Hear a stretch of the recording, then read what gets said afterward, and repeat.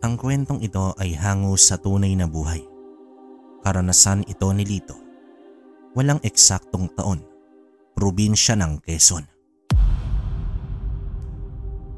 Magandang araw sa inyo, kabaryo. Minsan sa buhay ng tao, dadanasin natin ang mga trahedya sa buhay na tila uubos na sa ating pagkatao. Nais kong ibahagi ang isang kwento na puno ng pagdurusa at pagsubok sa buhay.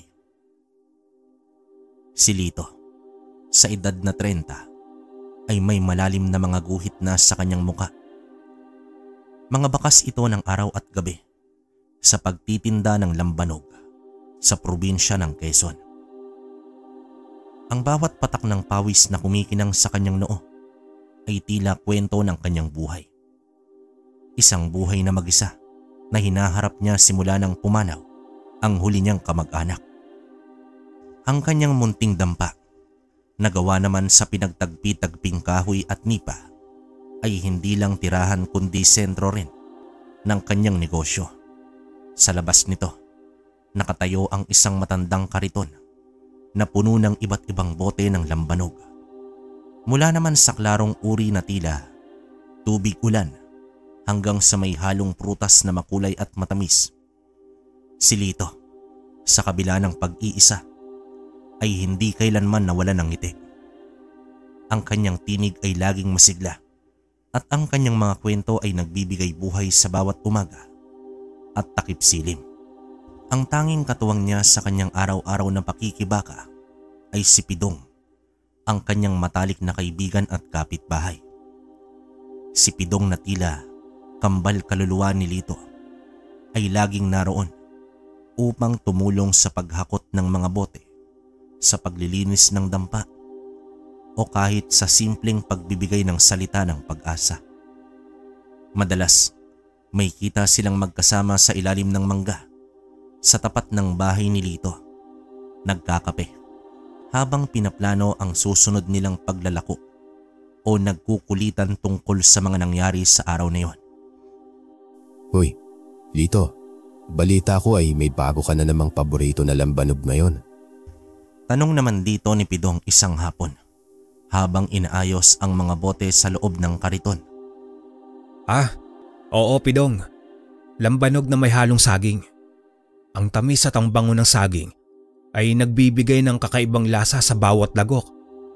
Tikman mo. Masarap, di ba? Sagot naman dito ni Lito habang binibigyan ng lasa itong si Pidong. Masisipag talaga ang mga nagtitinda ng lambanog. Pero ikaw Lito, kakaiba ka. Sa bawat bote mo, may kwento kang nakatago. Turan dito ni Pidong, saka naman ito ngumiti. Sa kanilang simpleng buhay, hindi lang basta negosyo ang pagtitinda ng lambanog. Para kay Lito, ito ay isang sining, isang paraan upang makipag-ugnayan sa komunidad at isang pagpapatunay na kahit mag-isa ay kaya niyang tumayo. Ang bawat mamimili, turista man o lokal, ay hindi lang bumibili ng lambanog, kundi nakikinig din sa mga kwento ni Lito.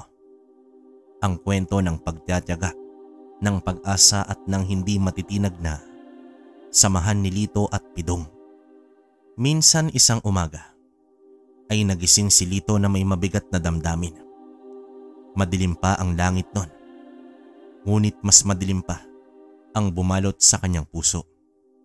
Muli na naman niyang napanaginipan ang kanyang anak, ang maliit na batang lalaki na kinuha sa kanya ng napakaaga, sa paraang hindi niya kailanman matanggap. Ang alaala ng pagluluksa, ang sakit ng pagkawala, at ang galit sa sino mang gumawa nito ay muling nagbalik. Ang kanyang anak ay pinaniniwala ang kinulam, isang paniniwala na malalim na nakaugat sa kanilang probinsya, at ang kawalan ng kasagutan ay nagpapahirap pa rin sa kanya. Naglakad naman siya palabas ng dampa. Ang sariwang hangin ng umaga ay hindi sapat upang pawiin ang bigat na kanyang nararamdaman. Naupo naman siya sa ilalim ng mangga. Ang mga kamay ay nakahawak sa kanyang ulo. Ang mga mata ay nakatingin tila sa kawalan. Tila ba ang lahat ng sigla at ngiti na nakasanayan ng mga tao kay Lito ay biglang nawala. Hindi nagtagal, dumating si Pidong. Ang kanyang mga hakbang ay banayad ngunit malinaw sa katahimikan ng umaga. Agad niyang napansin ng kakaibang katahimikan ni Lito. Kilala niya ang kaibigan, ang bawat galaw at bawat pagbabago sa ekspresyon nito. Lumapit naman siya at tahimik na naupo sa tabi ni Lito. Lito, ano bang problema mo? Tanong dito ni Pidong na tila puno ito ng pag-aalala. Hindi naman sumagot si Lito. Nakatingin pa rin sa malayo. Naghintay si Pidong. Alam niyang kailangan ni Lito ng espasyo. Ngunit kailangan din niya ng presensya. Siguro napanaginipan mo na naman siya, ano? Mahinang tanong dito ni Pidong. Alam na alam ang sakit na dinadala ng kaibigan. Pidong, hanggang ngayon, masakit pa rin. Bakit kailangang mangyari sa kanya? Bakit siya pa? Tumango naman si Lito sa kanya. Ang boses nito ay nanginginig ng magsalita. Alam kong masakit, Lito. Alam kong mahirap tanggapin. Pero kailangan natin magpatuloy para sa kanya. Hindi niya gugustuhin makita kang ganito. Inakbayan ni Pidong itong si Lito. Pero paano, Pidong? Paano ko siya kakalimutan? Paano ko tatanggapin ang lahat ng ito? Tanong naman dito ni Lito. Ang mga mata ay puno ng luha. Hindi mo naman siya kailangang kalimutan. Ang mga alaala niya ay mananatili. At iyon ang magpapatatag sa'yo. Hindi mo kailangang tanggapin ang nangyari. Dahil walang sino man ang makakaintindi sa sakit mo. Pero kailangan mong tanggapin na nandito ka pa. Buhay ka pa, Lito. At mayroon pang saysay ang buhay mo. Mahabang tugon dito ni Pidong. Pinunasan ni Lito ang kanyang mga luha. Ang mga salita ni Pidong ay tila bagamot sa kanyang sugatang puso. Salamat, Pidong. Sa lahat ng pagkakataon, nandyan ka para sa akin. Para saan pa at naging magkaibigan tayo? Harapin natin yan ng magkasama. Ngayon maganda muna tayo ng kape. Kailangan natin ng lakas para sa araw na ito. Maraming naghihintay sa lambanok mo. Sabi naman dito ni Pidong, sabay tapik sa balikat ng kaibigan. Sa tulong ni Pidong, unti-unting bumalik ang sigla ni Lito. Ang sakit ay naroon pa rin, ngunit hindi na ito ganap na bumabalot sa kanya. Sa bawat bote ng lambanog na kanyang ibinibenta, sa bawat ngiti ng kanyang ibinibigay sa mga mamimili, ay may bahagi ng kanyang anak na patuloy na nabubuhay sa alaala, sa pagmamahal, at sa tibay ng kanyang loob. Si Lito ay hindi lamang isang tindero ng lambanog. Siya rin ay isang antingero. Bitbit niya ang isang makapangyarihang mutya ng kalabaw. Isang pamana mula sa kanyang mga ninuno na nagbibigay sa kanya ng kakayahang manggamot, magpalayas ng masasamang espiritu at protektahan ang mga nangangailangan. Sa mga panahong iyon, kilala siya sa buong Quezon bilang si Litong Manggagamot. Isang pangalang sinasabi ng may paggalang at pag-asa.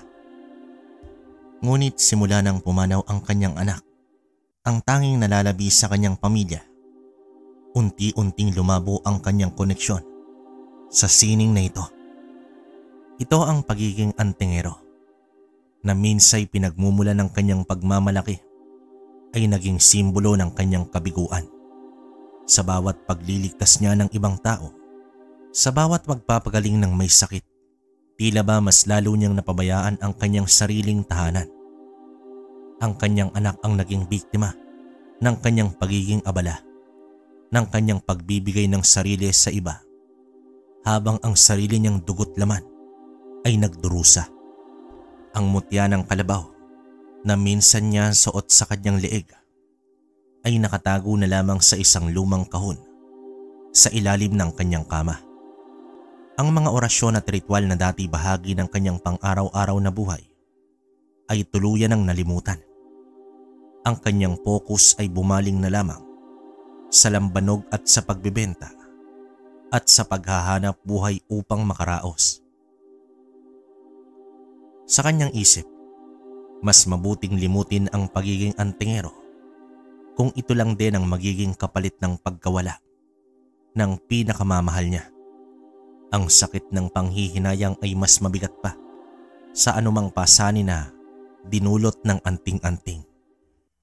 Isang gabi, habang nag-iinuman sila ni Pidong ng kanilang paboritong lambanog na may saging, napansin ni Pidong ang malalim na lungkot sa mga mata ni Lito.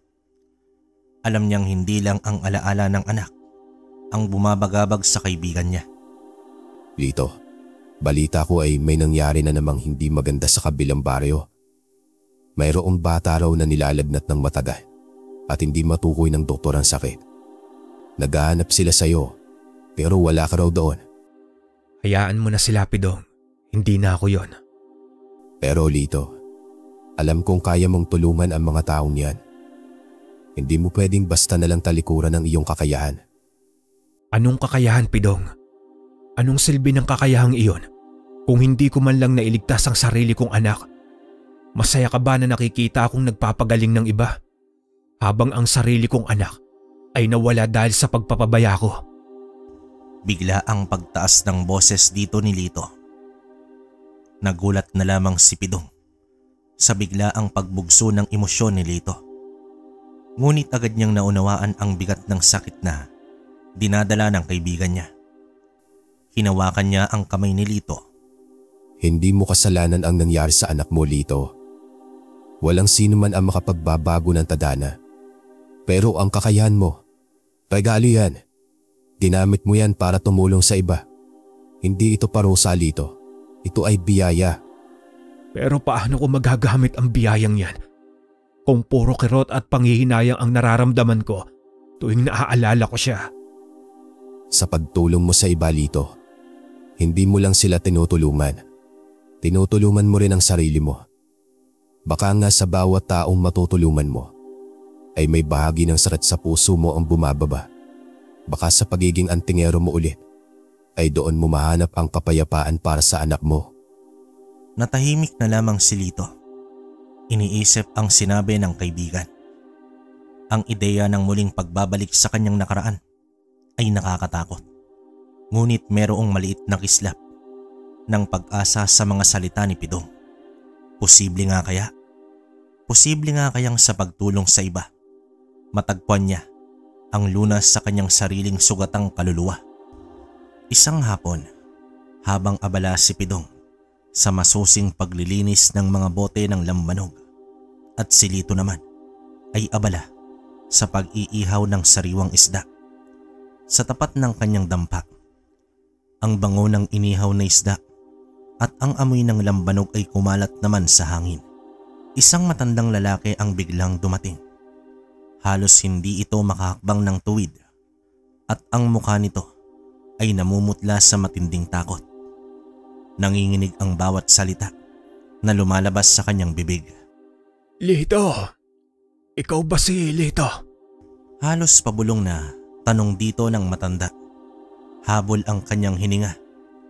Ako nga po. Ano po ang maitutulong ko sa inyo, Lolo? Agad namang lumapit si Lito. Iniwan ang inihaw na isda. Ako si Igme. Isang albularyo mula sa kabilang bundok. Kailangan ko ang tulong nyo, Lito. Napakahalaga ng oras. Pagpapakilala dito ng matanda habang pilit na pinatatatag ang sarili. Ano po ba ang maitutulong ko sa inyo? Tungkol saan po ba ito? Kunot noong tanong naman dito ni Lito. Nakita naman ni Lito ang labis na pagkabahala sa mga mata ni Mang Igme. Nilingon niya si Pidong na ngayon ay nakatayo na rin at nakikinig. Dahang-dahang may iniabot si Mang Igme kay Lito. Isang kakaibang mutya na kumikinang na parang kidlat sa loob. Ang mutya ng kidlat. Sa pagdampi nito sa palad ni Lito, nakaramdam siya ng matinding enerhiya na matagal niya nang hindi nararamdaman. Tila ba nagising ang isang bahagi ng kanyang pagkatao na matagal nang natutulog. Ang mutya na iyan ay nakapunta na sa maraming henerasyon ng aking angkan. Ipinapaasa lang ito sa mga pinagkakatiwalaan, sa mga tunay na antingero na may busilak na puso. Bakit po kayo nagbibigay ng ganyan sa akin, Mang Igme? Hindi na po ako antingero. Matagal na po akong tumigil. Lito, iho. Alam kong may pinagdadaanan ka. Nabalitaan ko ang nangyari sa iyong anak at ang dahilan ng iyong pagtalikod sa iyong kakayahan. Ngunit ngayon, mas kailangan ka ng ating komunidad. Mayroong malaking panganib na nagbabanta. Bumuntong hininga si Mang Igme at ipinagpatuloy ang kanyang kwento. Natuklasan ko, iho. May isang angkan ng aswang na nagsisimula muling umiral sa ating probinsya. Hindi lang ordinaryong aswang, kundi ang lahi ng mga hanagob. Ang hanagob ay mga uri ng maharlikang aswang. Ginagalang sila ng mga ibang lahi ng aswang dahil sa kanilang kapangyarihan, abilidad at mga mahiwagang bagay na nagmumula sa kanila. Nagtataglay din sila ng malakas at malalim na mahika na kumukontra sa mga banal na orasyon. Mas nagiging malakas sila tuwing gabi. Kalimitan sa mga albularyo ay iniiwasan ang mga hanagob. Hanagob? Totoo po ba yan, Mang Igme? Akala ko ay kwento lang yan ng matatanda. Totoo, iho. At sila ang dahilan ng pagkawala ng iyong anak, Lito. Pero base po sa aking narinig, ang mga hanagob ay iniiwasan ng mga albularyo dahil sa taglay nitong pangontra sa kanilang mga orasyon. Sila ay bughaw na dugo kung ituring ng mga aswang. Napakuyom ang kamao ni Lito sa kanyang narinig. Ang sakit na matagal niyang kinalimutan ay muling sumambulat. Ang pagkamatay ng kanyang anak ay maaring dahil pala sa hanagob. Ang galit ay nagsimulang kumulo sa kanyang dibdib. Paano niyo po nalaman, Mang Igme? Nararamdaman ko ang kanilang presensya, iyo. At may mga lumang palatandaan na nagpapatunay na sila ay bumalik. Kailangan ko ng tulong ng isang tulad mo, Lito. Ikaw lang ang may kakayahang harapin ang mga ito. Ang mutya ng kidlat ay tanda na pinili ka ng kapalaran na muling gumamit ng iyong kapangyarihan. Sa pamamagitan mo, Lito, maiibsan ang sakit ng ating komunidad at marahil ay matatagpuan mo rin ang katarungan para sa iyong anak. Mahabang paliwanag naman dito ni Mang Igme. Tinitigan ni Lito ang mutya ng kidlat sa kanyang kamay. Pagkatapos ay tumingin siya kay Mang Igme at sa wakas ay kay Pidong. Ang bigat ng responsibilidad ay muling dumapo sa kanyang balikat. Ngunit sa pagkakataong ito, may kasama itong pag-asa. Tumalikod si Lito kay na Mang Igme at Pidong. Ang bigat ng mutya ng kidlat ay tila dumadagan sa kanyang palad. Naglakad siya palayo. Ang mga yapak ay tahimik sa lupa habang papalapit siya sa malawak na palayan na nakalatag sa unahan.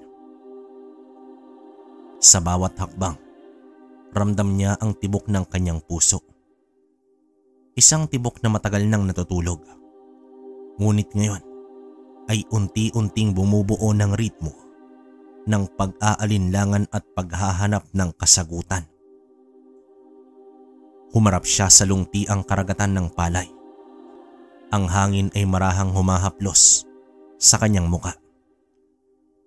Naisip niya ang kanyang anak, ang kanyang ngiti, ang kanyang boses. Ang sakit ay sariwa pa rin at ngayon may kasama ng matinding galit.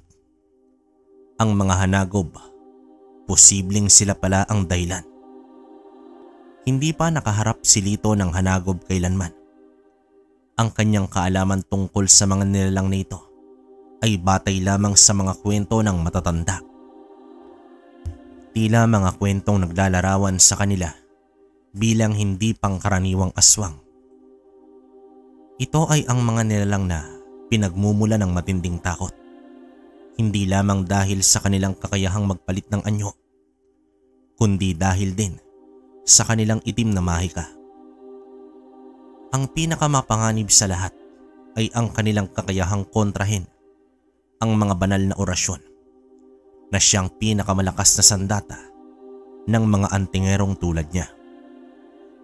Kung ganito kalakas ang kalaban, papaano niya masisiguro na hindi na naman siya mabibigo? Hindi ko kaya. Sumuko na ako sa pagiging antingero. Bulong ni Lito sa hangin. Subalit habang binibigas niya ang mga salitang yon, tila ba may bumubulong din sa kanyang isip ang boses ni Pidong. Hindi mo kasalanan ang nangyari sa anak mo, Lito. Kung puro kirot at panghihinayang ang nararamdaman mo tuwing naaalala mo siya, baka nga, pero sa bawat taong matutulungan mo, ay may bahagi ng sakit sa puso mo ang bumababa. Tiningnan niya ang mutya ng kidlat sa kanyang palad. Ito ay kumikinang. Tila may sariling buhay. Nag-aalangan siyang tanggapin ang responsibilidad na ito. Ang pagiging antingero ay nagdulot sa kanya ng labis na sakit at panghihinayang. Ngunit sa kabilang banda, ang galit sa mga hanagob ay bumubuo ng apoy sa kanyang kalooban. Ito ba ang pagkakataon para makahanap ng katarungan para sa kanyang anak? Ito ba ang pagkakataon para gamitin niya ang kanyang kakayahan hindi lamang para sa iba, kundi para sa kanyang sariling kapayapaan? Naisip niya ang mga taong nangangailangan ng tulong, ang mga pamilyang nababahala sa biglaang pagkawala ng mga mahal sa buhay. Naisip niya ang komunidad na pinagtataguan ng takot. Kung siya ang makapagbibigay ng liwanag sa dilim na ito, hindi ba't iyon ang pinakamagandang paraan para bigyan ng dangal ang alaala ng kanyang anak? Huminga ng malalim si Lito. Ang kanyang desisyon ay dahang-dahang nabubuo. Ang pagiging antingero ay bahagi ng kanyang pagkatao, kahit pa sinubukan niyang limutin ito. Ngayon, oras na para harapin ang kanyang nakaraan at yakapin ang kanyang tadhana. Bumalik naman si Lito kay Lamang Igme at Pidong. Ang kanyang mga mata ay nagtataglay ng bagong determinasyon. Hawak pa rin niya ang kumikinang na mutya ng kidlat sa isang kamay. Tatanggapin ko na po ang hamon, Mang Igme. Panahon na para harapin ang mga ito. Mabuti naman at napag-isipan mo na, Lito. Hindi na sayang ang pagpunta ko sa iyo. Hayaan mo. Tutulungan kita sa layuning ito. Labis na nagpasalamat si Mang Igme. Ang kanyang mukha na kanina namumutla sa takot ay unti-unting lumiwanag sa pag-asa. Maraming salamat sa iyo, Lito. Alam kong ikaw ang magdadala ng katarungan sa ating probinsya. Mag-iingat ka at naway gabayan ka ng iyong mga mutya. Kailangan ko nang umalis pero babalik ako dito upang gabayan ka sa bagong mutya na tangan mo. Sa uulitin, maraming salamat sa iyo, iho. Wala nga naman po, Mang Igme, pero gumagabi na po. Pwede naman kayo na dito muna. Nako, maraming salamat. Pero kukunin ko pa ang aking libreta para sa mutya. Marami kang matututuhan doon. Sige, mauna na ako sa iyo, iho. Matapos magpaalam at magbigay ng ilang huling tagubilin, lumisa na si Mang Igme. Ang kanyang figura ay nawala na sa dilim. Natuwa naman dito si Pidong sa pasya ng kanyang kaibigan. Tama ka, Lito. Ito ang dapat. Nasa likod mo lang ako. Mahirap ito sa akin, Pidong. Baka sa muli kong pagyakap sa pagiging antingero ay may mapapahamak na naman. Naku naman, Lito. Hindi lahat ay magkatulad na mangyayari. Ang nakaraan ay nakalipas na. Kung ano man ang bumabagabag sa'yo, iwaksin mo na yan. Ang isipin mo ay kung papaano palakasin ang sarili at tignan mo. Walang kahirap-hirap nagkaroon ka ng panibagong mutya. Sambit naman dito ni Pidong habang tinatapik sa likod ang kaibigan. Matapos ang hapunan, kung saan nagbahagi sila ng tahimik na sandali at ilang pangpalakas loob na salita. Umuwi na itong si Pidong. Naiwan naman si Lito na mag-isa sa kanilang bakuran. Naupo siya sa isang silya. Ang kanyang mga mata ay nakatitig sa malawak na kalangitan na unti-unting dinidiliman ng gabi.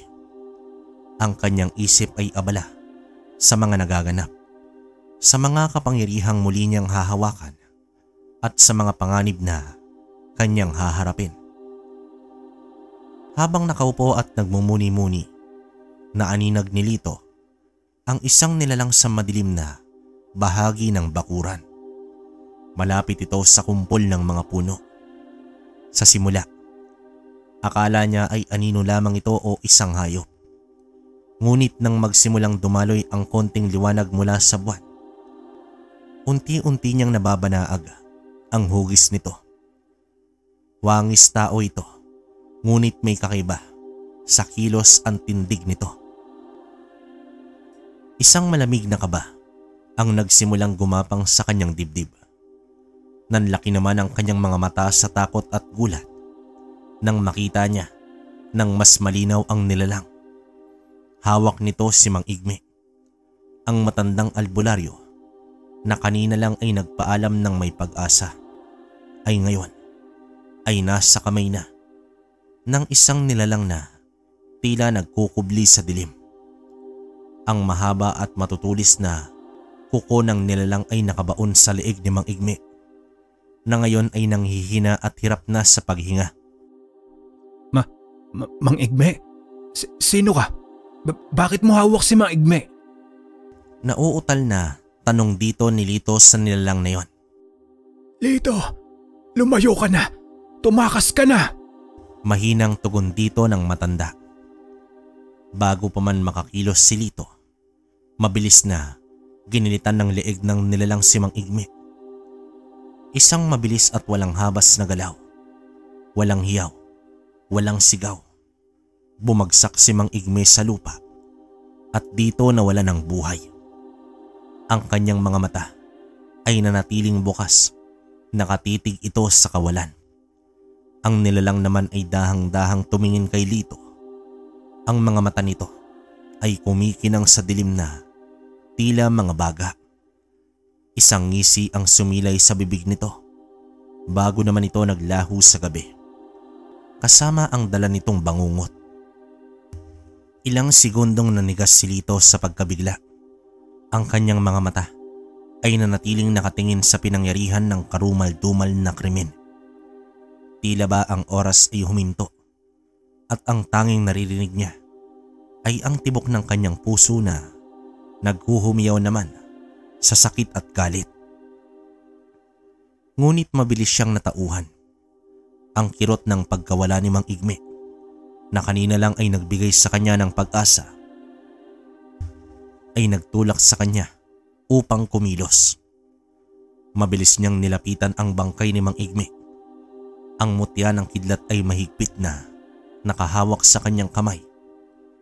Tila ba nagbibigay ng pahiwatig ng kapangyarihan na kailangan niyang gamitin. Wala na siyang inaksayang oras. Tumakbo naman siya patungo sa dampa ni Pidong. Ang kanyang mga yapak ay nagmamadali sa dilim. Nagulantang naman itong si Pidong. Sa nakita niya na mukha ni Lito, namumutla at puno ito ng takot. Hindi na kailangan pa ng mahabang paliwanag. Agad naman siyang sumama kay Lito at nang makita ang walang buhay na katawan ni Mang Igme, hindi rin siya makapaniwala sa bilis ng pangyayari. Ang kinatatakutan nilang banta ay narito na at mas mabilis pa sa kanilang inaasahan. Sa tulong ni Pidong, tahimik nilang inilibing si Mang Igme sa isang liblib na bahagi ng bakuran ni Lito. Sa ilalim ng isang matandang puno ng akasya. Warang ritual, walang seremonya, tanging silang dalawa at ang bigat ng kanilang mga puso. Ang bawat pala ay tila ba naghuhukay din ng bagong kirot sa kanilang kalooban. Matapos may libing, naupo naman ang magkaibigan sa isang sulok ng dampa ni Lito. Ang ilaw ng gasera ay nagbigay lamang ng konting liwanag sa kanilang seryosong usapan. Hanagop yun, Lito. Nakita mo ba yung mga kuko? Ang bilis ng pagdalaw niya. Walang ibang makakagawa nito. Alam ko at malinaw na sinadya niya akong takutin, Pidong. Pinatay niya si Mang Igme sa harap ko para ipakita sa akin ang kaya niyang gawin. Pero paano mo haharapin yan, Lito? Narinig mo si Mang Igme. Sinabi niya na kayang kontrahin ng mga hanagob ang mga banal na orasyon. Bukod pa sa itim na mahika nila, mas malakas sila kaysa sa mga ordinaryong aswang. Hindi ko alam kung paano, Pidong. Pero alam kong kailangan kong gawin. Para kay Mang Igme at para sa anak ko. Hindi ko hayaang may iba pang mawala. Handa ka ba sa posibleng mangyari, Lito? Delikado ito. Maaaring ito ang huling laban mo. Haharapin ko sila, Pidong. Hindi na ako tatakbo ngayon. Hindi na lang ito tungkol sa pagtulong sa iba. Ito ay tungkol na rin sa paghanap ko ng katarungan. Tumitig naman itong si Lito kay Pidong. Ang kanyang mga mata ay nagtataglay ng matinding galit at determinasyon. 3 gabi matapos ang malagim na pagpaslang kay Mang Igme, habang si Lito ay nakahiga sa banig at pilit na ipinipikit ang mga mata upang makatulog na. Isang malakas na kalabog ang umalingaw-ngaw. Biglang may bumagsak mula sa kanyang bubong na nipa. Tumagos ito na parang wala lang. Laking gulat ni Lito dahil ang tumama sa kanya ay ang mismong bangkay ni Mang Igme. Halos bumaliktad ang sikmura ni Lito. Ang bangkay ni Mang Igme ay nagmula sa bubong at ang sobrang baho nito ay halos hindi niya masikmura. Sa pagkabigla at pagkasuklam, malakas niya itong naitulak papalayo. Tumayo siya, nakasandal sa dingding at nakatitig sa bangkay. Takot at kilabot ang namutawi sa kanyang diwa. Ang mga hanagob ay talagang sinusubukan siya. Pinaglalaruan ang kanyang pagkatao at ang kanyang matinding galit.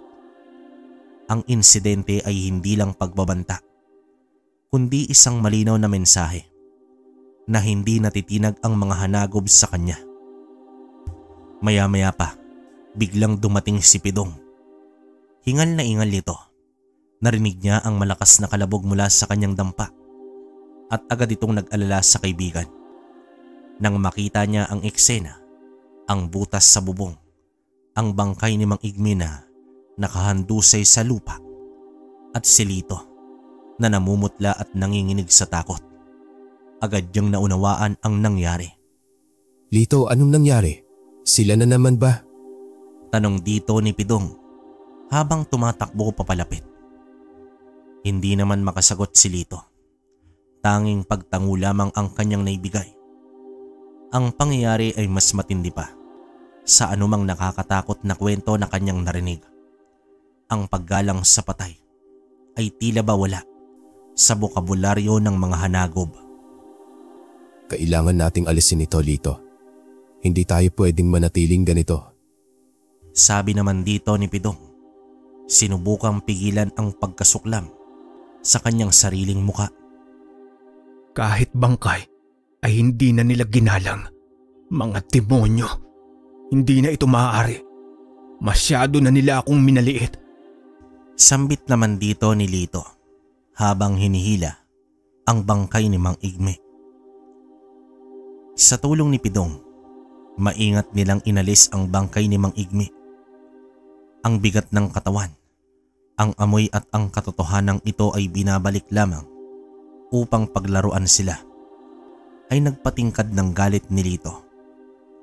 Habang nililinis nila ang dampa at inaayos ang bubong, nagkaroon ng seryosong usapan ang magkaibigan. Mas lumala sila, Lito. Sinusubukan ka nila. Gusto nilang mawalan ka ng pag-asa. Hindi nila ako masisira, Pidong. Sisingilin ko sila sa lahat ng ginawa nila. Pananadya na ang ginawa nila. Wala silang awa sa matanda. Ano ang balak mo ngayon, Lito? Haharapin ko ang halimaw na yon, Pidong.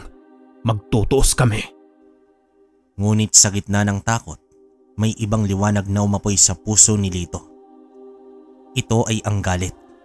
Ang galit nito ay hindi na lang para sa pagkawala ng kanyang anak at ni Mang Igme, kundi para sa kalapastanganan ng mga hanagob. Kinabukasan sa pagtanglaw ng araw, agad inaral ni Lito ang mutya ng kidlat. Meron siyang lumang tipan. Isang aklat ito na pinagpasapasahan ng kanyang angkan na naglalaman ng mga sikreto ng mga mutya ng kalikasan. Dahil sa dati niyang karanasan ito bilang antingero at ang kanyang matalas na isip, hindi naging mahirap para sa kanya ang aralin nito. Gayunpaman, batid niyang hindi pa niya ito ganap na gamay. Kailangan pa niya ng konting pagsasanay at mas malalim na koneksyon sa kapangyarihan nito. Araw at gabi siyang nagbasa, nagmuni-muni at sinubukang makiramdam sa enerhiya ng mutya. Makalipas ang ilang linggo, isang gabi habang abala si Lito sa pag-aayos ng mga bote ng lambanog, nakaramdam siya ng kakaibang presensya. Tiningnan niya ang labas ng dampa at doon nakita niya ang isang nilalang na may kulay abo na balat at mahabang tenga na parang dahon. Ang mga mata nito ay makikinang sa dilim at ang isang nakakapanindig balahibong ngiti na may pangil ang sumilay sa bibig nito. Walang iba kundi ang hanagob. Naramdaman ni Lito ang lamig na gumapang sa kanyang buong katawan. Ngunit hindi ito umatras. Ang kanyang galit at determinasyon ay mas matindi kaysa sa takot. Lumabas siya ng dampa. Ang mutya ay tila nagiinit sa kanyang leeg. Ikaw ang pumatay kay Mang Igme. Ikaw ang nasa likod ng lahat ng ito. Mariing tanong dito ni Lito, ngunit walang salita ang lumabas sa bibig ng hanagob. Tanging ang nakakapanindig balahibong ngisi lamang ang ibinigay nito kay Lito. Isang malinaw na hamon. Sa mga sandaling yon, alam ni Lito na magaganap ang labanan. Agad naman siyang umatake. Ginagamit ang bagong aral na kapangyarihan ng mutya ng kidlat. Lumabas naman ang isang puting sinag ng enerhiya mula sa kanyang kamay. Diretso ito sa hanagob. Subalit sa bawat atake ni Lito, tila ba naglalaho ang hanagob at lumilitaw sa ibang lugar. Lahat ng kanyang pagtatangka ay hindi tumama sa kalaban. Ang bilis at kakaibang kakayanan ng hanagob ay hindi niya inaasahan. Naramdaman ni Lito ang pagkapagod. Ang bawat atake na kanyang ginawa ay nag-ubos ng kanyang enerhiya. Ngunit ang hanagob ay tila walang bahid ng pagod. Isang sipa naman ang tumama sa kanyang dibdib at bumagsak si Lito sa lupa. Napaubo siya. Habol ang hininga. Ang hanagob ay tumayo sa kanyang harapan. Ang mga mata ay kumikinang pa rin. Sa isang huling nakakakilabot ng ngisi, dahan-dahan itong naglaho sa dilim. Nag-iwan ito ng matinding halakhak na umalingaw-ngaw sa gabi. Ang halakhak na iyon ay tila ba pangungutya sa kanyang pagkabigo. Isa itong paalala ng lakas ng kalaban ng kanyang sariling kakulangan. Naiwan naman si Lito na nakahandusay sa lupa. Ang sakit sa kanyang katawan ay kasing tindi ng sakit sa kanyang kalooban. Ito ang unang beses na nakaharap niya ang hanagob at ito ay isang nakakabigong simula. Kinabukasan pagdating ni Pidong sa dampa ni Lito, agad niyang napansin ang pamamaga ng mukha ng kaibigan at ang bahid ng pagod sa mga mata nito. Walang kailangan pang itago si Lito. Ibinahagi niya kay Pidong ang lahat ng nangyari sa gabi. Mula sa pagbagsak ng bangkay ni Mang Igme hanggang sa nakakabigong pakikipaglaban sa hanagob. Sana'y hindi ko na lang sinubukan. Hindi ko siya matamaan, Pidong. Parang anino lang siya. Huwag kang mawalan ng pag-asa, Lito. Ito ang unang beses na nakaharap mo sila. At alam ko may mas malalim pa silang kakayahan. Hindi ka dapat sumuko. Pero paano, Pidong? Paano ko sila harapin kung hindi ko man lang sila kayang tamaan? Matututunan mo yan, Lito. Kailangan mo lang ng panahon, ng mas maraming pag-aaral. Hindi ka nag-iisa. Nandito ako at handa akong tulungan ka sa anumang paraan. Mariing sabi naman dito ni Pidong. Nagpatuloy sa pang-araw-araw na buhay si Lito. Sa umaga, makikita pa rin siya sa harap ng kanyang dampa. Abala ito sa pag-aayos ng mga bote ng lambanog. Nakangiti at nakikipagkwentuhan sa mga mamimili. Ang kanyang negosyo ay nanatiling maunlad at marami pa rin ang pumupunta upang bumili ng kanyang sikat na lambanog. Ngunit sa ilalim ng lahat ng ito, mayroong lihim na pag-aaral na nagaganap. Habang nakaupo sa kanyang kariton at nagtitinda, naglalabas si Lito ng kanyang lumang tipan na ngayon ay tinakpan niya ng papel upang hindi ito mahalata. Sa bawat libreng sandali, binabasa niya ang mga pahina. Sinisikap na intindihin ang mas malalim na lihim ng mutya ng kidlat. Pinagsasanayan niya ang paggamit ng mutya ng palihim. Sa tuwing mag-isa ito sa gabi, sinusubukan niyang kontrolin ang enerhiya nito upang mas maging tumpak at epektibo ang kanyang mga atake. Hindi niya hahayaang mauwi sa wala ang buhay ni Mang Igme at ng kanyang anak. Ang kabiguang kanyang naranasan ay naging matinding aral at lalong nagpatindi sa kanyang determinasyon. Sa bawat bote ng lambanog na kanyang ibinibenta, may bahagi ng kanyang sarili na naghahanda para sa susunod na laban. Hindi na siya magiging biktima. Oras na para siya ang maging tagapagligtas. Lumipas pa ang ilang araw at ang pangkalahatang takot sa Hanagob ay tila nagiging bahagi na ng pang-araw-araw na buhay sa kanilang probinsya. Kahit na patuloy pa rin ang lihim na pag-aaral ni Lito, bandang 1:00 ng madaling araw, bigla namang nagising si Lito upang umihi. Habang papunta siya sa banyo, isang malakas na kalabog ang kanyang narinig mula sa labas ng kanyang dampa. Kasunod nito, ang nakakapanindig balahibong sigaw ni Pidong. Nagulantang naman si Lito. Agad siyang sumilip sa labas ng kanyang bintana at doon, sa madilim na gabi, nakita niya si Pidong na tumatakbo. Tila ba may humahabol sa kanya. Balak sana ni Lito na salubungin ang kaibigan at tulungan. Ngunit huli na ang lahat. Isang itim na anino ang mabilis na gumalaw sa dilim. At bago pa man makakilos itong si Lito, isang nilalang ang tumangay kay Pidong. Wala siyang nagawa kundi saksihan kung papaano mabilis na dinala ang kanyang matalik na kaibigan sa loob ng kakawyan. Agad na sinundan ni Lito ang nilalang.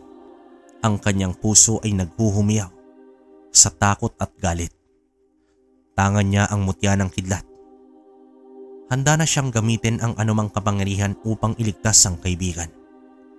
Subalit nang makarating siya sa loob ng kakawyan, bumagsak ang kanyang tuhod. Doon, sa gitna ng kadiliman, nakita niya si Pidong na nakasabit sa isang putol na sanga ng puno. Ang katawan ay nakatarak dito. Walang buhay si Pidong.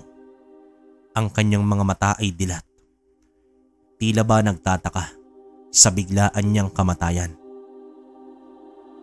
Ang tanawin ay kasing lamig ng hangin sa gabi at ang sakit na naramdaman ni Lito ay mas matindi pa sa anumang kirot na kanyang naranasan.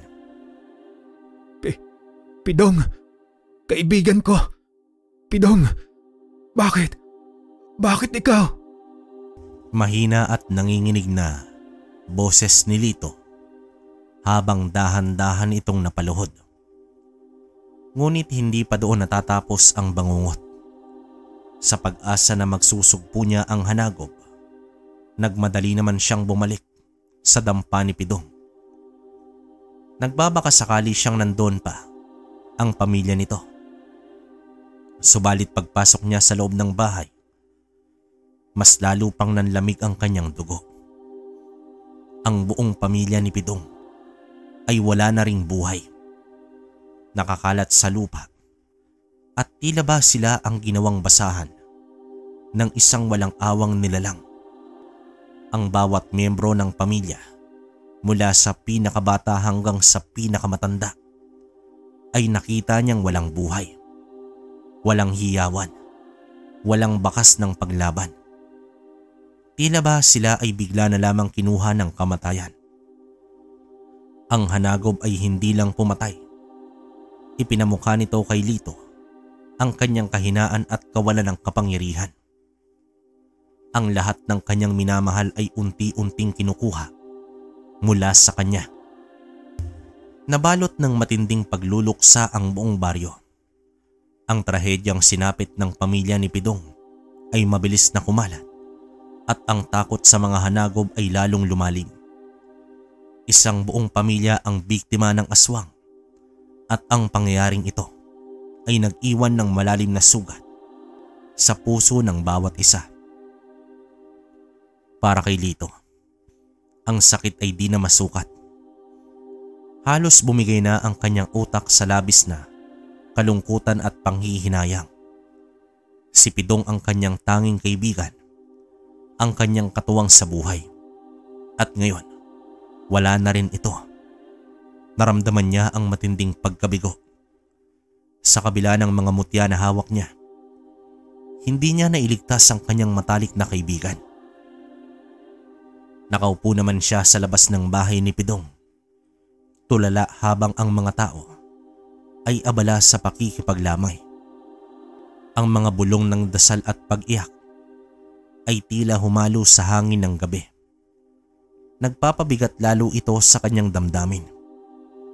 Habang nakatulala itong si Lito at pinagmamasdan ang mga nagluluksa, may napansin siyang isang matanda na nakasilip mula sa likod ng isang malaking puno sa di kalayuan.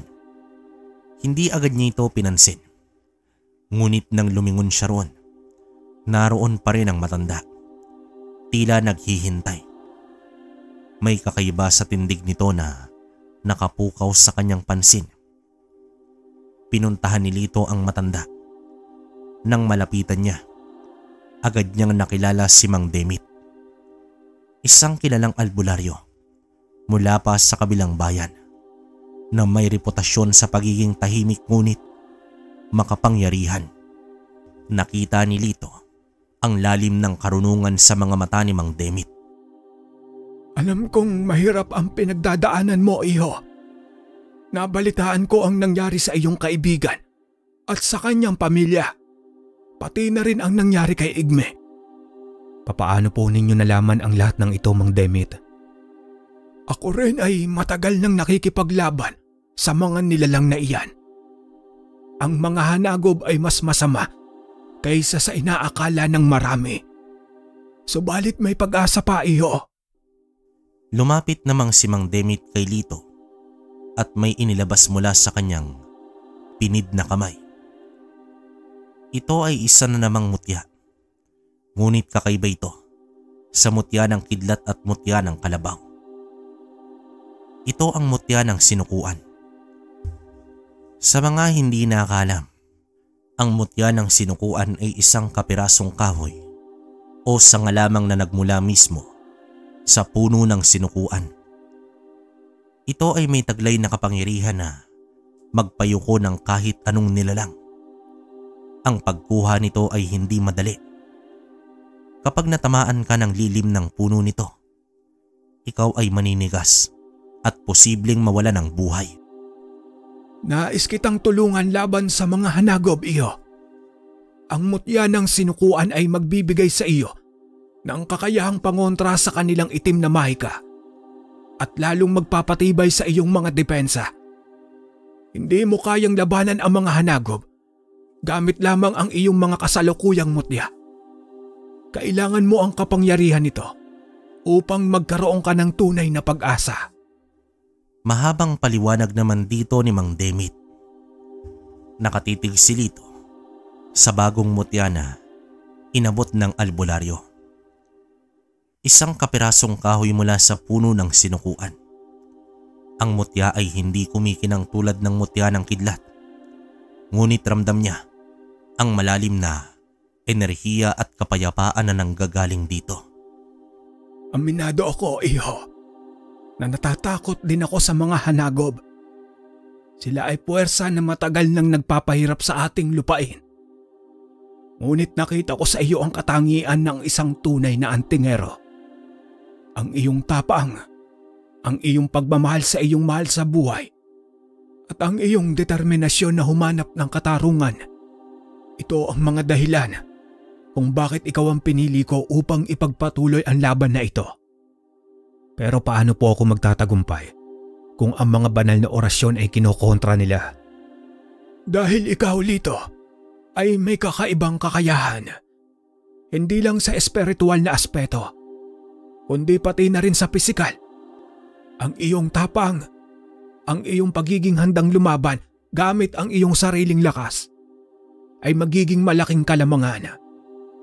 Ang mutya ng sinukuan ay magpapalakas sa iyong depensa at magbibigay ng pangontra sa kanilang itim na mahika. Hindi ito para lamang sa paggamit ng mga orasyon, kundi para mas maprotektahan ka sa kanilang diretsang pag-atake. Ito ay ang iyong kalasag. Naiwan si Lito na may halo-halong emosyon. Ang pangungutya ng hanagob, ang sakit ng pagkawala nila Mang Igme at Pidong, at ngayon ang bagong hamon na ito. Ngunit sa pagkakataong ito, may kasama ng mas malalim na pag-asa. Umuwi naman si Lito sa kanyang dampa. Ang kanyang isip ay abala sa mga salita ni Mang Demit. Sa sandaling makapasok siya, agad niyang kinuha ang mutya ng kalabaw na matagal niya nang itinago. Ngayon ay nasa harapan niya na ang tatlong mutya. Ang mutya ng ngipin ng kalabaw na nagbibigay sa kanya ng pambihirang lakas at kabal sa katawan. Ang mutya ng pangil ng kidlat na nagdudulot sa kanya ng kakaibang bilis at kapangyarihan ng kidlat. At ang mutya ng sinukuan na naghahatid sa kanya ng malakas na depensa. Habang nakaburol ang pamilya ni Pidong at abala ang buong baryo sa pagluluksa, lihim na nagpatuloy si Lito sa kanyang pag-aaral. Sa mga oras na dapat ay natutulog ito o nakikipaglamay, tahimik siyang nagmumuni-muni, hawak ang mutya ng sinukuan. Sinisikap niyang damhin ang kapangyarihan nito. Intindihin ang mga lihim na nakatago sa loob ng tipan at palakasin ang kanyang koneksyon sa mga mutya. Alam niyang hindi na ito ang panahon para sa pagluluksa lamang. Ito ang panahon para sa paghahanda. Ang bawat sandali ay mahalaga at ang bawat araw na lumilipas ay nagpapalakas sa mga hanagob.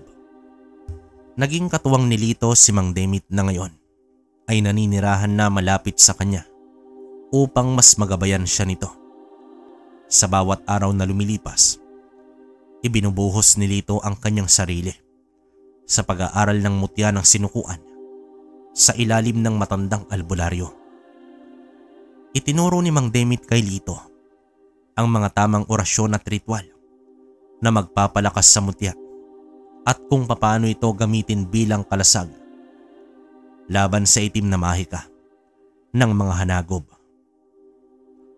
Ipinaliwanag din niya ang kahalaga ng pagtutok sa sariling lakas pisikal dahil ang mutya ng sinukuan ay magpapataas ng kanyang tibay at bilis sa harap ng mga direktang atake.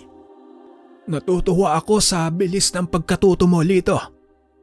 Nakikita ko sa iyong mga mata ang determinasyon. Natuto na po ako sa mga nangyari, Mang Demit. Naging pabaya at mahina ako, kaya nawala sa akin ang mga mahal ko sa buhay. Ang kanilang pag-aaral ay hindi lamang limitado sa espiritual na aspeto. Sinanay din ni Mang Demit si Lito sa iba't ibang diskarte para sa pakikipaglaban na kinasasangkutan ng paggamit ng kanyang katawan kasama ang kapangyarihan ng mga mutya. Ang bilis ng hanagob ay isang hamon at kailangan ni Lito ng paraan upang mas mapabilis ang kanyang reaksyon at mas maging matumpak ang kanyang mga atake gamit ang mutya ng kidlat. Sa kabila ng matinding pagtutok sa pag-aaral at paghahanda, hindi naman maiwasan ni Lito ang mga pagkakataong balutan siya ng matinding kalungkutan sa tuwing gabi habang nag-iisa at nagpapahinga mula sa kanyang pag-aaral. Bumabalik ang mga alaala, ang ngiti ng kanyang anak, ang pagtawa ni Pidong, ang nakakapanindig balahibong pagpatay kay Mang Igme. Ang bawat pagkawala ay tila mga sugat na muling nagdurugo. Madalas nauhuli ni Mang Demit itong si Lito na nakatulala, ang mga mata ay malalim at malungkot. Hindi siya nagsasalita. Ngunit alam ni Mang Demit ang pinagdadaanan ng binata. Sa mga sandaling yon, hindi niya kinakausap si Lito tungkol sa laban sa mga mutya. Sa halip, ibinabahagi niya ang mga kwento ng pag-asa, ng tibay, ng loob at ng kahalagahan ng pagpapatuloy sa kabila ng sakit. Alam niyang ang pagluluksa ay bahagi ng proseso at ang pagpapalaya sa sakit ay susi sa pagkuha ng ganap na kapangyarihan. Alam mo, Lito, ang pinakamahirap na kalaban ay ang sarili natin. Kahit gaano pa kalakas ang taglay na mutya, pero naging mahina at magulo naman ang sarili, mababaliwala ito. Alam ko na may mga gumugulo pa dyan sa puso mo. Palayain mo na ang sarili mo, iho. Hindi upang kalimutan ang lahat, kundi ang pagpapalaya para sa hinaharap. Ang nakaraan ay hindi na natin mababago, pero ang hinaharap ay pwedeng-pwede pa. Hayaan niyo po, Mang Demit. Magiging maayos rin po ako. Ang pagtuturo ni Mang Demit ay hindi lamang tungkol sa kapangyarihan ng mga mutya, kundi pati na rin sa kapangyarihan ng kalooban at pagtanggap sa kanyang sarili. Kailangang matutunan ni Lito na balansehin ang kanyang galit at kalungkutan upang hindi ito maging hadlang sa kanyang paglaban. Sa ngayon, si Lito ay may 3 mutya sa kanyang tabi. Bawat isa ay may kanya-kanyang layunin. Ngunit ang pinakamalagang aral na natutunan niya ay ang paghahanap ng lakas sa loob ng kanyang sarili. Sa kabila ng lahat ng sakit na kanyang pinagdadaanan. Isang gabi, habang mahimbing na natutulog si Lito, dahan-dahang ginising siya ni Mang Demit.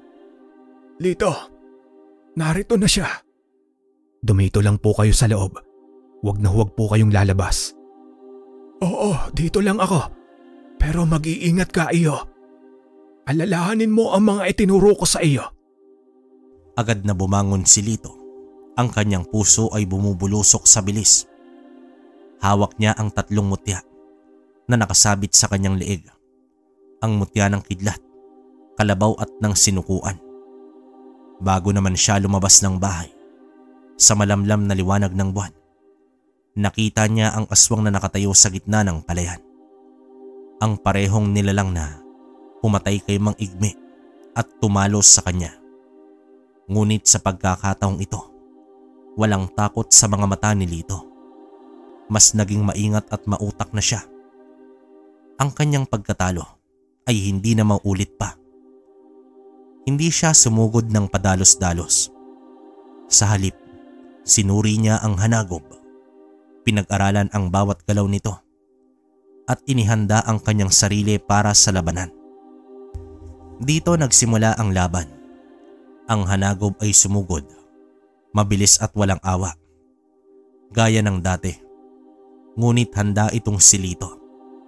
Sa unang pagkakataon, hindi siya natamaan ng mga atake ng aswang.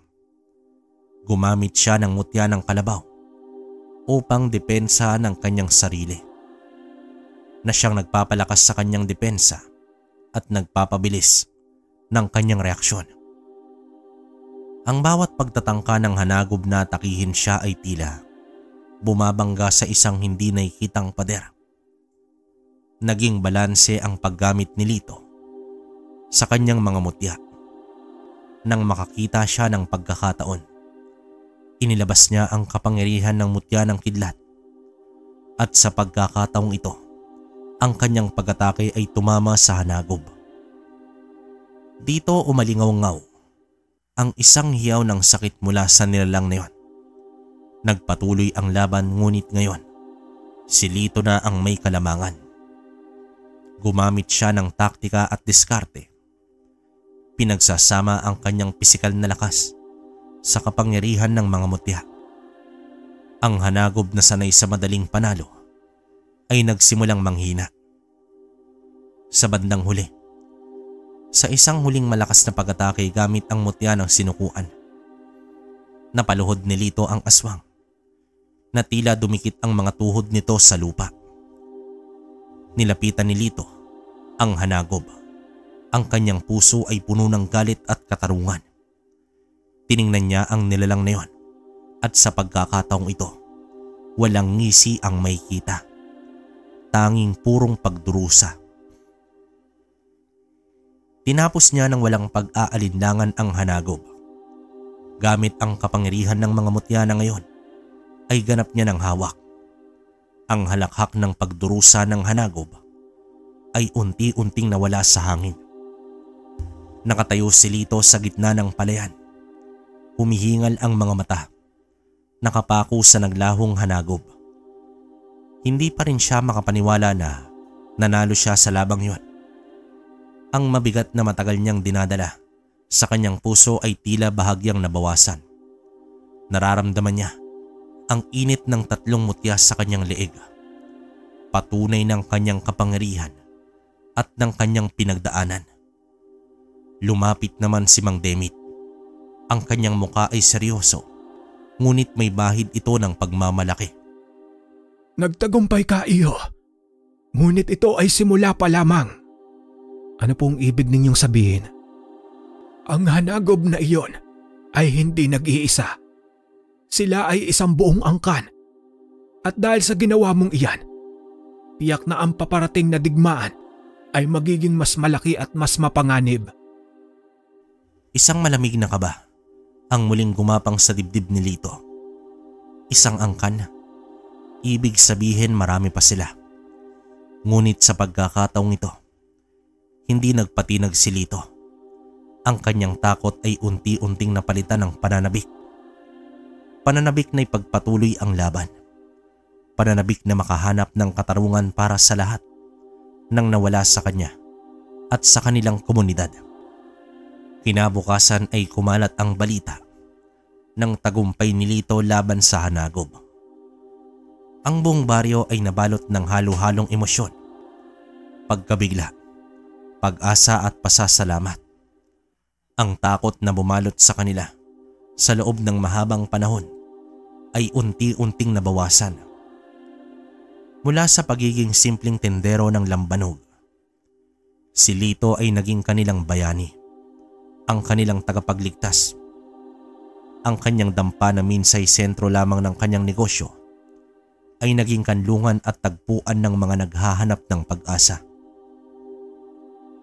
Marami ang lumapit sa kanya upang magpasalamat, magkwento ng kanilang mga naranasan sa kamay ng mga Hanagob at humingi ng payo. Naging mas bukas si Lito sa kanyang komunidad at ang kanyang mga karanasan ay nagbigay sa kanya ng mas malalim na pag-unawa sa pagdurusa ng iba. Sa kabila ng kanyang tagumpay, nanatili si Lito na mapagkumbaba.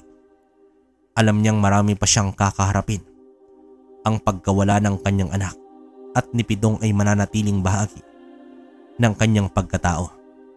Ngunit ngayon, Ang sakit na iyon ay nagsilbing gasolina sa kanyang determinasyon. Handa ka na ba, Lito? Ang mga tao ay umaasa sa'yo. Ikaw ang kanilang pag-asa at inaasahan. Gagawin ko po ang lahat, Mang Demit. Hindi ko po sila bibiguin. Ang laban na ito ay hindi lamang para sa akin, kundi para sa kaayusan ng lahat. Sa tabi ni Mang Demit nagsimulang maghanda si Lito para sa darating na digmaan. Hindi na siya nag-iisa. Meron siyang mga mutya, isang guro at higit sa lahat, ang buong komunidad na nagtitiwala sa kanya. Isang linggo ang lumipas at sa bawat araw na lalong lumalalim ang paghahanda ni Lito at Mang Demit para sa nalalapit na digmaan. Nagtayo si Lito ng mga patibong at naghanda ng mga pampasabog na nakapaloob sa bote. Ang imbensyon niya ay may halong sangkap. Mula naman sa kalikasan na ayon kay Mang Demit ay magiging epektibo laban sa mga hanagob. Naway gabayan tayo at hindi pabayaan na may likha, Lito. Nararamdaman ko ang kadiliman na unti-unting bumabalot sa kapaligiran. Handa na po ko sa kanila, Mang Igme. Sa pagkakataong ito, ibubuhos ko na po ang lahat. Kahit pa ang kapalit nito ay ang aking buhay. Isang gabi, habang abala si Lito sa paghahanda ng mga pampasabog, napansin niya si Mang Demit na naglakad ng patras. Mula naman sa bintana, ang muka ay nagtataglay ng seryosong ekspresyon. Sinilip din ni Lito ang labas at doon, sa ilalim ng madilim na buwan, nakita niya ang tatlong hanagob na nakatayo. Ang kanilang mga mata ay kumikinang sa dilim. Ang kanilang presensya ay nagpapahiwatig ng mas malaking banta kaysa sa nakaraang paghaharap. Walang pag-aalinlangang mabilis na inihanda ni Lito ang mga pampasabog na kanyang ginawa. Alam niyang ito na ang pagkakataon. Walang oras para sa takot. Agad na pinaulanan ni Lito ng pampasabog ang kinaroroonan ng mga aswang. Ang bawat boteng sumasabog ay naglalabas ng amoy at usok, kasama naman ang mga sangkap na epektibo laban sa mga hanagob. Nagulat ang mga nilalang sa biglaang pag-atake, ngunit mabilis din silang bumawi. Nagkaroon ng matinding laban. Gumamit ang mga hanagob ng kanilang itim na mahika. Nagtatangkang lamunin si Lito sa dilim at pagkalito, ngunit handa ito. Sa bawat atake ng hanagob, ginagamit niya ang mutya ng sinukuan upang depensa ng kanyang sarili. Habang ang mutya ng kidlat naman ay nagbibigay ng matinding atake na direktang tumatama sa mga kalaban. Ang mutya ng kalabaw ay nagbigay sa kanya ng dagdag na lakas at tibay upang makayanan ang matinding paghaharap. Ang labanan ay nagpatuloy ng matagal. Nagliliyab ang palayan sa gitna ng gabi at ang tunog ng mga pagsabog at ang mga sigaw ng mga hanagob ay umalingaw-ngaw sa hangin. Sa bawat hanagob na kanyang natatalo, lalong tumitindi ang kanyang galit at lakas sa paraan ng tamang balanse ng mga mutya. Nasabayan ni Lito ang tatlong hanagob. Totoong malakas at magaling sila sa itim na mahika at pagkontra sa mga banal na orasyon, subalit tila umaayon ang mga mutya sa kalooban ni Lito. Isang kalooban na nagliliyab para sa katarungan. Isa-isang napabagsak ni Lito. Ang mga hanagob na tulad sa nauna ay dumikit ito sa lupa nang ibinagsak niya ang mutya ng sinukuan. At gamit ang lakas ng mutya ng kalabaw at ng kidlat ay sumabog ang katawan ng tatlong aswang. Natusta ito sa tindi ng kuryente. Sa bandang huli, sa paggabay ni Mang Demit na patuloy na nagbibigay ng suporta mula sa malayo, unti-unting nanghina ang mga hanagob. Ang kanilang pagdami at pagiging agresibo ay nasalubong ng higit na handa at mas makapangyarihang antingero. Nang matumba ang huling hanagob, Nanatili si Lito na nakatayo. Humihingal ngunit may tagumpay sa kanyang mga mata. Nakita niya ang tagumpay. Hindi ito ang katapusan ng digmaan. Alam niya yon. Isang buong angkan ng hanagob ang kailangan niyang harapin. Ngunit ang gabing yon ay nagpapatunay sa kanyang kakayahan, sa kanyang tibay ng loob at pananabik na ipagpatuloy ang laban. Muli ay binabati kita, Lito. Pero ang laban sa kasamaan ay hindi pa nagtatapos dito. Wika naman dito ng albularyo habang lumalapit ito sa antingero. Alam ko po, Mang Demit, at alam ko din na babalik sila. Nasipat ko po ang iilang hanagob na nagmamasid mula sa dilim. Pero hindi nila ako matitinag. Kahit ilang hanagob pa ang humarang sa akin, hindi ko sila sasantuhin. Wakas. Okay, opinion ko sa kwento natin. Grabe, napakalakas nitong kwentong to lalo pa. 3 mutya yung nagsanib puwersa. Bihira to, no? So yun, para sa akin wala akong masabi, ang lakas. Saka yun nga pala, kung napansin nyo baka may mali-mali tayong words o islang. Masama yung paramdam natin ngayon pero tinapos natin to. Yun lang naman mga kabaryo. Kayo kung nagandahan kayo sa storya ni Lito, halo-halo no? Iyakan, gigil, di ba? Comment kayo sa baba para mabasa namin. Sa ngayon hanggang dito na lang muna. Hanggang sa susunod na kwento. Maraming salamat.